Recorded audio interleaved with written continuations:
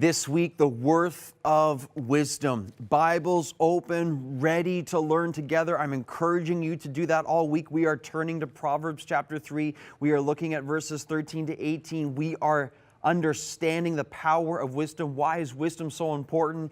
Because wisdom, unlike any other thing in some ways, it saves us from so much pain, misery, and unnecessary heartache. Does that apply to you? It applies to me.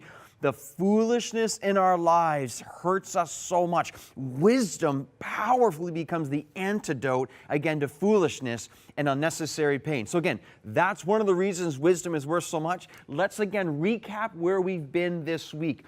The value and the precious nature of wisdom. Why is it worth so much? Number one, because of the profit it yields. We learned that in verse 14.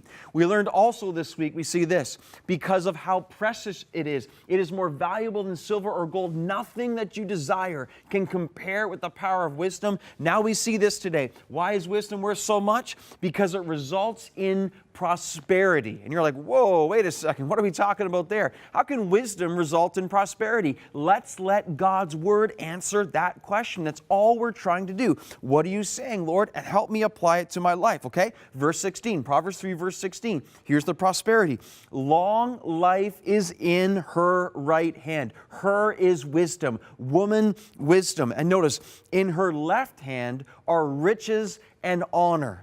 So you see what we're learning here right now? Wisdom is so valuable because it leads to long life, to riches, and to honor. Some of you right now, you're like, can you unpack that for me a little bit? I mean, how does that make sense? How can wisdom lead to long life, riches, and honor? Well, let's contrast wisdom with foolishness. Again, think of how foolishness leads to short life, leads to poverty, and leads to dishonor. I mean, think about how many people have ruined their own honor by living in foolishness. Think of how many people have destroyed their own reputation by pursuing foolish ways. Think of people who have squandered their financial wealth by operating in foolishness and overspending with money, again, they do not have. Think of people who have subjected themselves to so much pain and relational strife because of the foolishness upon their life. You see what happens? Foolishness, again, results in a shortened life. Foolishness results in, again, pain, and foolishness can result in poverty.